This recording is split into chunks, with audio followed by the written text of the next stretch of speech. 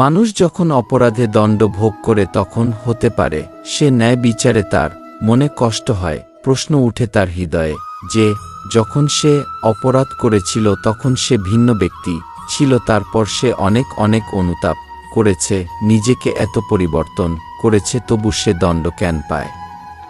কিন্তু যেখানে আঘাত আছে সেখানে প্রত্যাঘাতও থাকবে।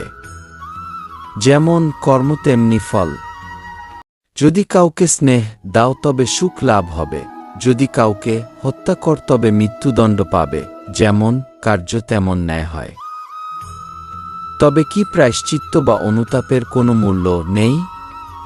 আছে, অবশ্যই মূল্য আছে। প্রায়শ্চিত্ত অনুতাপ মানুষকে অন্তর থেকে বলবান করে তোলে, আসন্ন শাস্তিকে গ্রহণ করার জন্য মানুষকে প্রস্তুত করে। অর্থাৎ প্রায়শ্চিত্ত না করে দণ্ড স্বীকার করার কোনো মূল্য আছে কি? স্বয়ং বিচার করুন। রাধে রাধে।